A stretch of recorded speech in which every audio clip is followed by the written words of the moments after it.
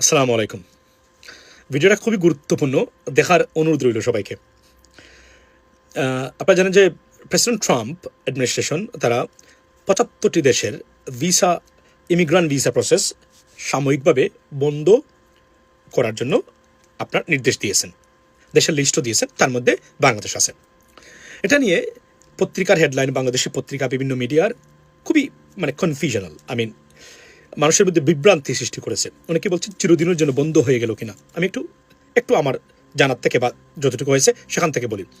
৭৫টা দেশের immigrant visa, নন immigrant visa. নন immigrant visa কোনটা? Student visa, visit visa, business visa, সাংস্কৃতিক visa এবং অন্যান্য যে ভিসা, এটা নন ইমিগ্রান্ট ভিসা। আর আপনি বাংলাদেশ থেকে একদম পার্মানেন্টলি আমেরিকাতে আসবেন বেসড অন গ্রিন কার্ড অ্যাপ্লিকেশনের মাধ্যমে, যেটা আমরা স্বামী স্ত্রী এবং বাবা সন্তানদের জন্য, স্বামী তার স্ত্রীর জন্য বা স্ত্রী স্বামীর জন্য, একজন সন্তান তার মা বাবার জন্য এবং ভাই বোনদের জন্য করে।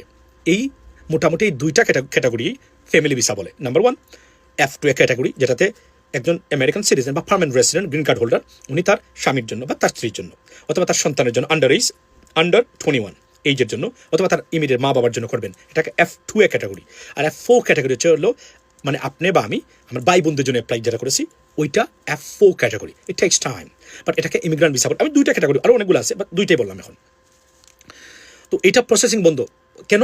প্রসেসিং বন্ধ করার জন্য এই জন্যই বলেছেন যে যারা এই ৭৫টা দেশ থেকে এসে ইমিগ্রান্ট হয়ে আসে, তারা নাকি এদেশে এসে এদেশের মূল যে সোশ্যাল সার্ভিস, রাষ্ট্রীয় সুযোগ সুবিধা যেটাকে আমরা বলি, ফুড স্ট্যাম্প, মেডিকেয়ার, তারপরে আপনার আরও অন্যান্য যে রাষ্ট্রীয় সুযোগ সুবিধা, সেটাতে তারা এসেই তারা এটা নেওয়া শুরু করেন।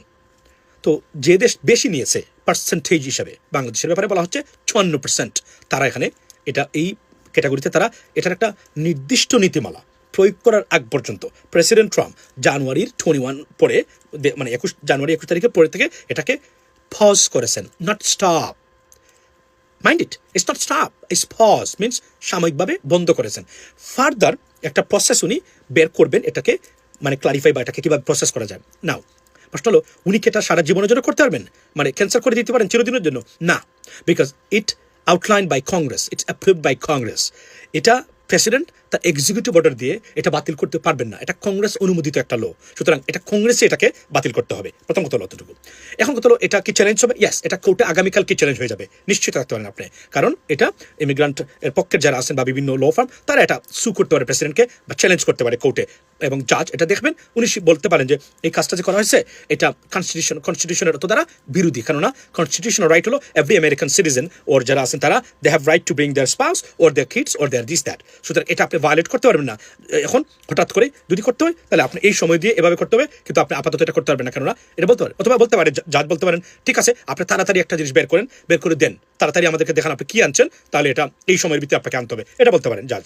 কিন্তু এটা চিরদিনের জন্য বন্ধ হয় নাই। সো এটা নিয়ে বিভ্রান্তি ছড়াবেন না। যদিও আমি ব্যক্তিগতভাবে মনে করি এটার পিছনে পলিটিক্যাল মোটিভ আছে। মোটিভটা আমার ইউটিউব চ্যানেল ইউএস বাংলাতে একটু আগে বলেছি, সম্পূর্ণ লাইভ দেখবেন, লাস্ট 20 মিনিট দেখলে এটা নিয়ে আমি আলোচনা করেছি কি কারণ থাকতে পারে, বাংলাদেশের মতো দেশ এটা কেন অন্তর্ভুক্ত হলো, এটার কারণও আমি এখানে বলেছি। না হলে বাংলাদেশ, মনে রাখবেন, এখানে বাংলাদেশ না, এখানে কুয়েতের মতো দেশও আছে, ব্রাজিল আছে, রাশিয়া আছে, চীন আছে, আপনার কি আছে, এই যে এই আপনার জর্ডানের মতো দেশ আছে, ইজিপ্টের মতো দেশ আছে, এটা আমি জ্যামাইকার মতো দেশ আছে, ক্যারিবিয়ান। সুতরাং এটা ওই হতে বলা যাবে না ডক্টর ইউনূসের কারণে, শেখ হাসিনা এই জন্য হয়েছে, এইদের এই ফাত্রামিতে মন দিবেন। এটা তারা একটা প্রসেস করতেছেন ইমিগ্রেন্ট কমানোর জন্য। প্রেসিডেন্ট ট্রাম্প সিদ্ধান্ত নিয়েছেন এটা উনি করবেন, এই কারণে। সো এটা নিয়ে বিভ্রান্ত হবে না, এটা একটা প্রসেস আসতে হবে। তবে এটা যে একটা প্রবলেম ক্রিয়েট করতে পারে যদি এটা পাবলিক চার্জটা এভাবে নিয়ে আসেন, তাহলে সবাই কোনো না কোনোভাবে সুবিধা নেয়, দেখা গেল আত্মীয়স্বজন আনতে অনেকদিন লাগবে। তবে এটা চিরস্থায়ীভাবে এটা টিকবে না, পরবর্তী সরকার যদি আসে সেটা আবার রিভার্স করে দিতে পারে। That's what it is, ladies and gentleman, be blessed. তবে বলে রাখি, যাওয়ার আগে ইমিগ্রান্টদের যারা পার্টিকুলারলি কাগজপত্রহীন ইমিগ্রান্ট বা এই ধরনের, it's not a good time for them, it's a bad time going on. So that's what it is. এর বাইরে আর কোনো কিছুই নেই এই ক্ষেত্রে। ভালো থাকবেন। আসসালামু আলাইকুম।